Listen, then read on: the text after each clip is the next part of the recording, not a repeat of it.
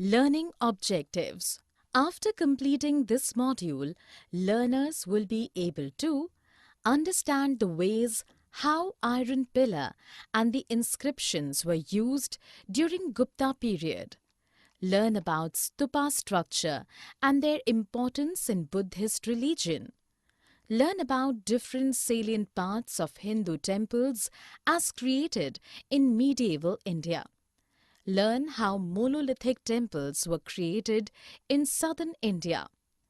Understand the techniques being utilized to create artificial caves and monasteries. Learn how royals and merchants used to help in construction of stupa and temples in medieval period. Learn about the Ajanta and Ellora cave painting, sculpture, rock carving and architecture. Understand the origination and necessity of different literature composed in various regional languages other than Sanskrit. Learn how Jataka tales were successful to educate normal people about religion and morality. Iron pillars, stupas and temples. Iron pillars and Buddhist and Jain stupas. The 7.2-meter high iron pillar, as situated at Mehroli, was created about 1800 years ago. Probably it was made during Gupta dynasty. Every stupa had a small box containing bodily remains of Buddhist monks had been kept under the earth. Later, the dome-like construction was done above it. The decorated railings and gateways were there in every stupa. While the railings surrounded the path, Pradakshina Patha, by which the devotees walk around the stupa clockwise. Hindu temples. Different deities like Vishnu, Shiva, Durga were worshipped. In the temples, in the Garbhagriha, the idols were placed. The shikara was structured upon the Garbhagriha, and inside the mandapa, many people can assemble in the temple during any occasion. Construction and administration of stupas and temples. The Sanchi stupa, it was formed by brick and stone.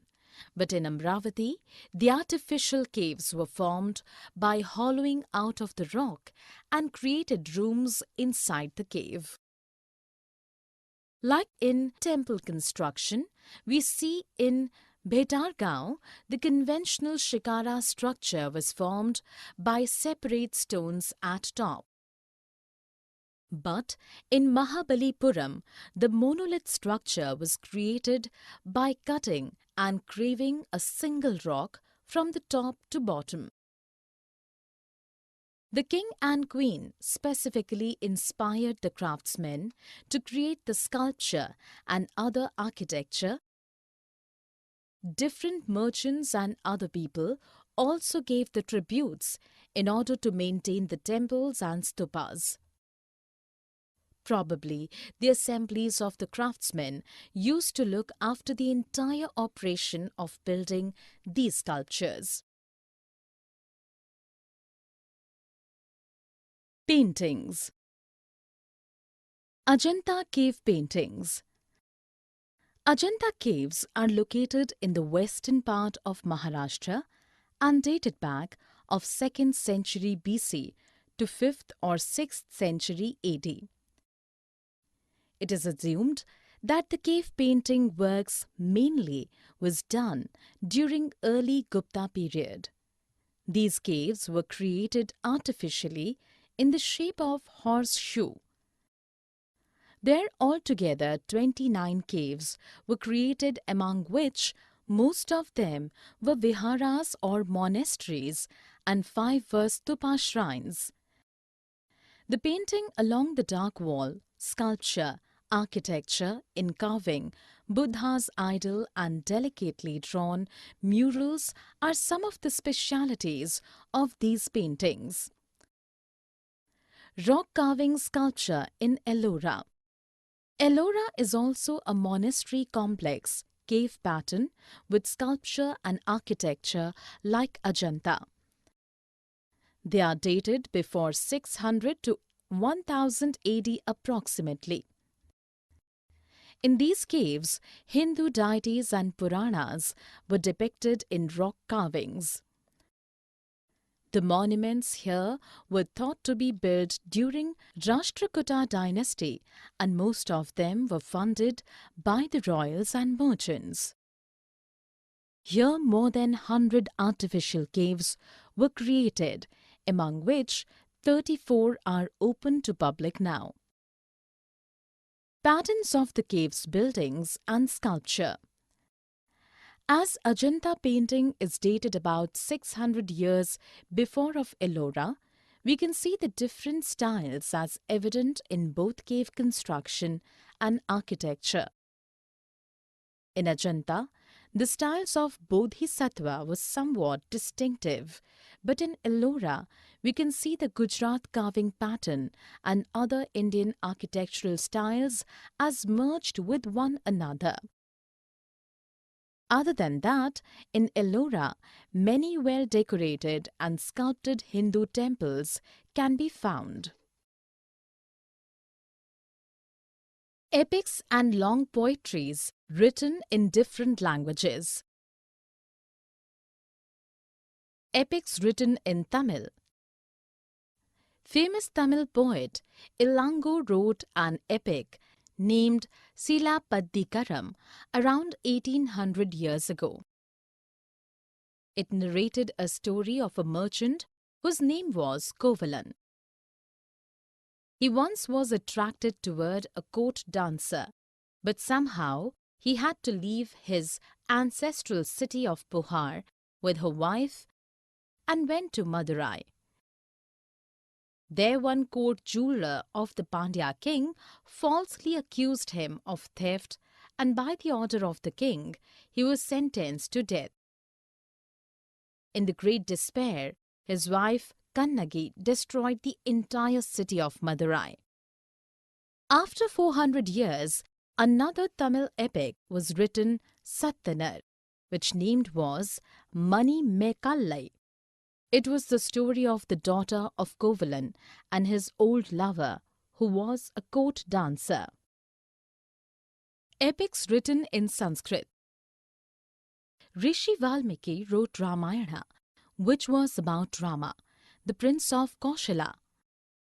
He fought against Ravana, the king of Lanka, who abducted his wife Sita.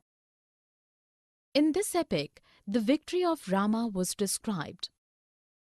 Rishi Vedvyasa wrote Mahabharata, which was about the struggle between Kaurava and Pandava to gain the control of the throne of Hastinapur. In the battle of Kurukshetra, Pandava won over Kaurava despite they had meager force than the latter. Both of these epics were written properly during Gupta period for the first time. Long poetries and plays written during this period. Kalidasa wrote his famous long poetry, Meghadutam, during late Gupta period. Vishakhadatta wrote Mudra Rakshasa, a great play on contemporary lives and society. Folk tales, religious texts, and scientific research. Panchatantra and Jataka. Vishnu Sharma wrote Panchatantra, which was regarded as one of the most famous works of this period. It was translated into Persian and Arabic in the 8th century AD and has been translated into almost all European languages by the time. The popular work Hitopadesha is based on the Panchatantra. The Jataka tales were a voluminous body of literature concerning the previous births of Gautama Buddha in both human and animal form. Often, Jataka tales included an extensive cast of characters who interacted and got into various kinds of trouble, whereupon the Buddha character intervened to resolve all the problems and bring about a happy ending. It was mainly written in Pali. Purana and Smriti. The code of Manu or Manu Smriti was revised, and the code of Yajna Valkya and Narad Smriti were also written during this period. Basically, most of Puranas were recast in this period. As we can see, various Hindu deities were started to be worshipped, so different versions were coming out in larger numbers from different parts of the country. Scientific research and the scholars. In the field of mathematics, the book Aryabhatta was written by Aryabhat. He was the first to treat mathematics as a subject itself. He dealt with evolution, area and volume, progressions and algebraic identities, and else. In medical science, Charaka and Sushruta were two famous doctors of this period. A book named Hastya Ayurved was written in this period. Summary. Let us summarize what we have learned. Around 1500 years ago, the iron pillar was erected in Mehroli. We can see many sculptures being carved on the railings surrounding the pathway around every stupa shrine.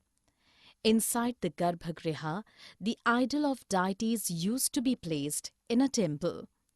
The artificial cave in Amravati was created around 2000 years ago.